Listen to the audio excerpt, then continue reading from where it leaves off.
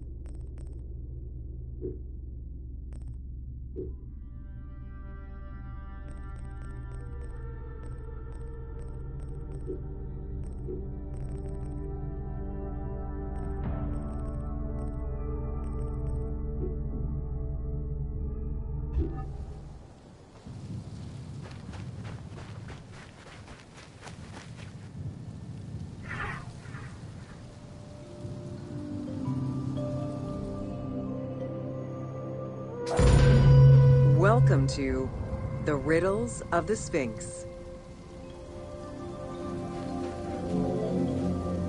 A sphinx was originally meant to be a personification of the king. The human head, wearing pharaonic regalia, was fused with the body of a lion, thus sharing the qualities the powerful animal possessed, namely its power, the swiftness of its attack, and its majestic authority. By these very virtues, it was also considered a symbol of protection. Unsurprisingly, statues of sphinxes could be found along the dromas, protectors of the path taken by the gods to reach the temples.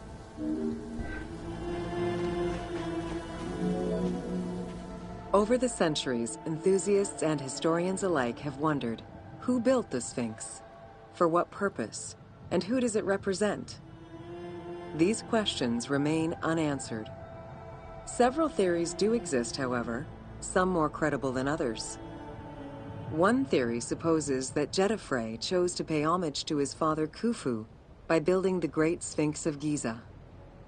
The stone temple on the eastern face of the Sphinx would have been added later on by his brother and successor, Khafre, in order to strengthen the divine worship of their father.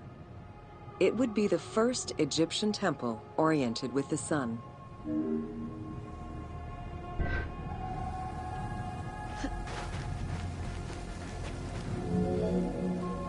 Another theory suggests that the Sphinx was built by Khafre and was meant to represent him. The arguments to support this hypothesis are based on the fact that the limestone beds used for the main work of the Temple of the Sphinx are geographically and architecturally similar to the Valley Temple of Khafre. Some believe that Khufu himself built the Sphinx, which was later finished under his successors, Jedefre and Khafre. These arguments are based on the stylistics of the engraving, the typology of the nemes, and the absence of a beard at the time of construction.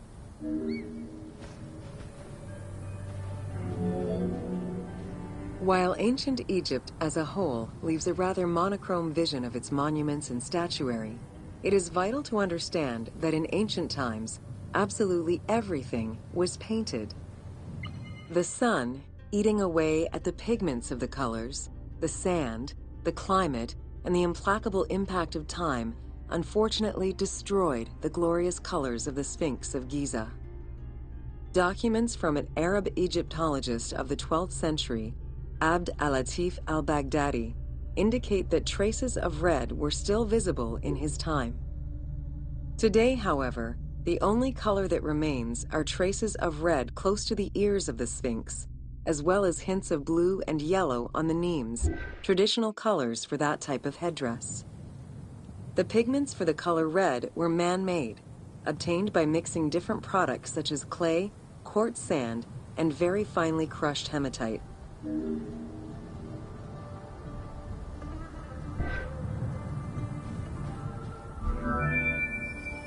Red had a strong symbolism in ancient Egypt. It was both the color of life and the color of death. It could represent the sands of the desert or the brilliance of the sun. red was also associated with the god Seth, vengeful and destructive. The Egyptian word for red, Deshur, is also the word which was used to signify the desert, or the royal crown of Lower Egypt. In art, red was also the color used to paint the bodies of men, while yellow was used for women. It is possible that there were also color restoration efforts during the Saite period about 600 years before Cleopatra's rule, as indicated by notes on the inventory stele, discovered in 1858 by Auguste Mariette. It is because of this that the team made the decision to display it with its full range of colors, even though the Sphinx's colors would have likely faded by Cleopatra's time.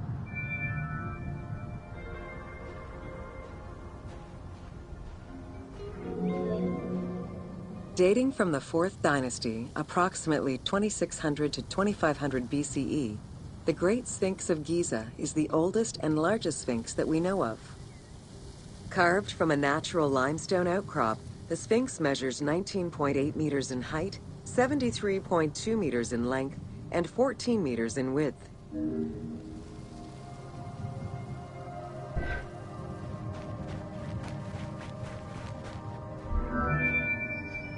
In order to bring polish to the imposing monument, several blocks of limestone were added after the initial construction phase.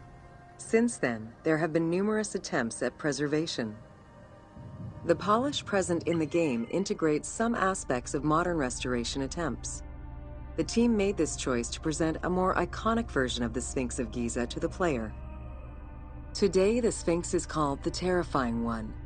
This appellation is translated from its Arabic name, Abu al-Hal, which in turn was derived from Baluba in Coptic.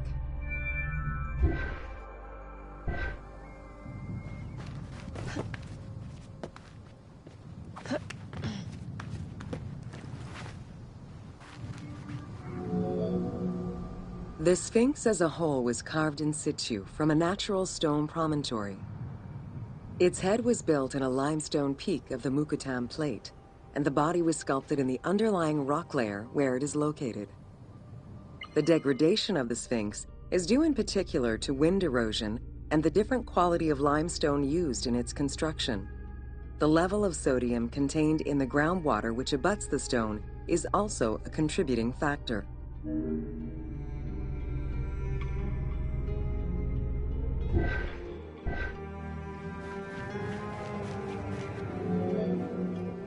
The natural bedrock is seen through the oblique natural strata of the Sphinx's body that are similar to the surrounding limestone.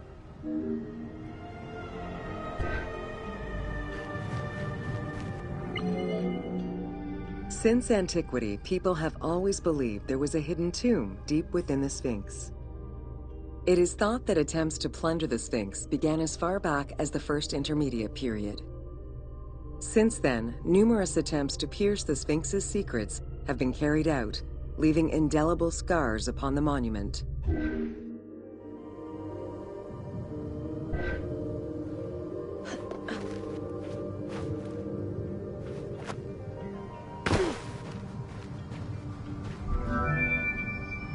"12 meters long and cut during pharaonic times, another entrance in the back of the Sphinx aroused curiosity. Although Thutmose IV attempted to seal it off, it was possibly reopened by treasure hunters.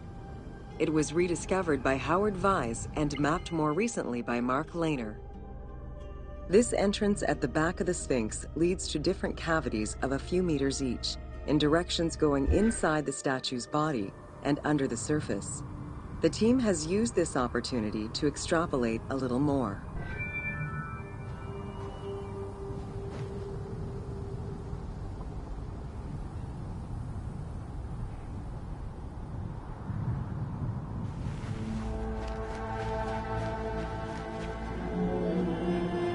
While there have been no major discoveries pertaining to the Sphinx of Giza in recent years, theories and hypotheses continue to emerge.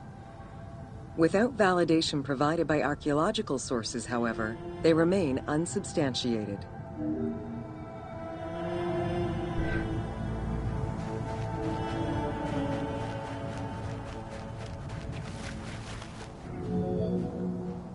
The first of the main theories as to the Sphinx of Giza's meaning posits that the Sphinx was originally a massive representation of the god Anubis.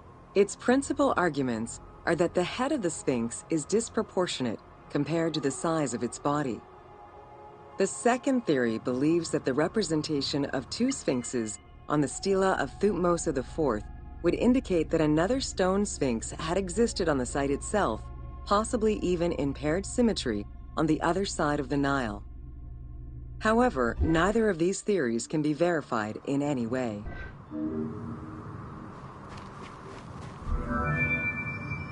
Several scientific projects using new technologies have been put in place in the past decades.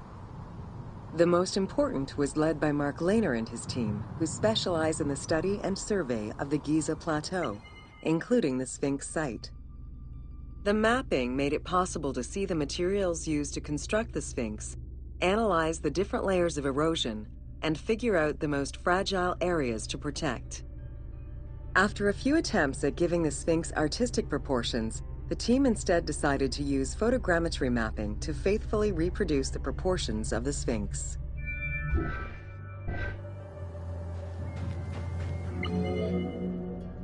What the Sphinx of Giza represented during its construction and how the Sphinx was perceived by the Egyptians of the New Kingdom are two very different matters. Originally a representation of the king imbued with the power of the lion, the Sphinx was eventually viewed as a direct representation of the Most Divine. It is theorized that kings of the New Kingdom believed that the Sphinx of Giza was the one who recognized and legitimized the ruler of Egypt. Thus, despite the fact the Sphinx of Giza was partially buried under the sand during his reign, Amenhotep II knew that the monument was of great importance.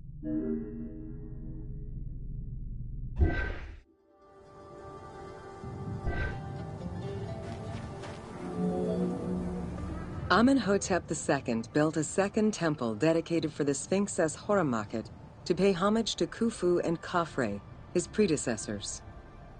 It became a common habit for this dynasty to spend time with their royal courts at the Sphinx. Its sanctuary became known as Setepet, the Chosen.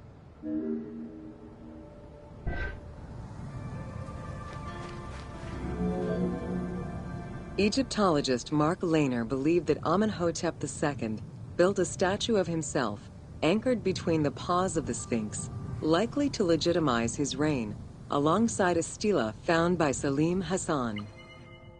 Many other pharaohs of this dynasty, such as Tutankhamun and Ramses II, also left marks of their passage in a similar fashion, sometimes even stripping the stones of nearby temples and pyramids to do so.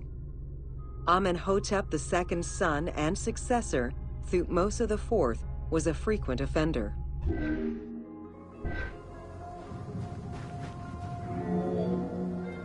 While sleeping between the Sphinx's paws, the future Thutmose IV saw in a dream the god Horemakhet proclaiming his coming accession on the throne of the two lands. This was, of course, on the condition that he remove all of the sand covering the Sphinx, which stood guard as the personification of the god, and should thus never be engulfed by the sands of the desert.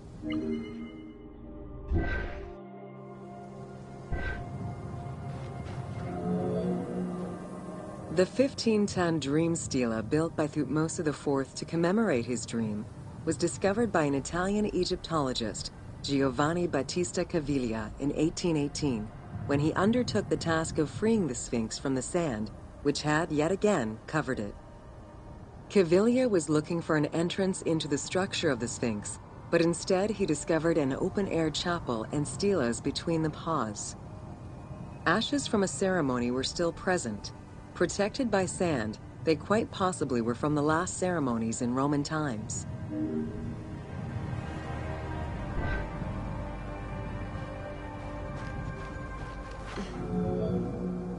That same year, Caviglia discovered fragments of the Sphinx's beard that had probably been added during the New Kingdom.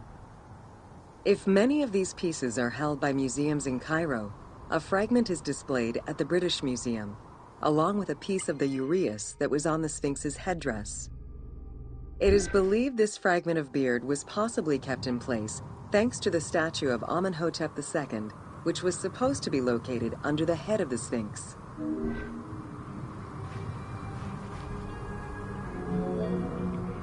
A popular cultural legend purports that the nose of the Sphinx of Giza was lost during the time of Napoleon Bonaparte to the cannon fire of French soldiers in training. However, engravings from before the time of that campaign already depicted the Sphinx without a nose, indicating that it had been removed before the French campaign.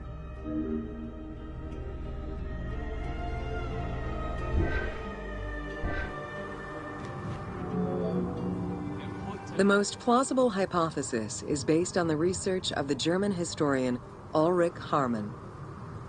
During the 1980s, Harman compiled medieval sources written by Arab authors. In doing so, he discovered that the Sphinx was once perceived as a favorable omen, a deity supporting sediment-nurturing floods and crops. Around 1378, a Sufi by the name of Muhammad Sa'im al-Dar could not stand this vision of the monument, and in an iconoclastic act broke the nose of the Sphinx. According to the texts, he was then hanged and burned between the legs of the Sphinx for his crime.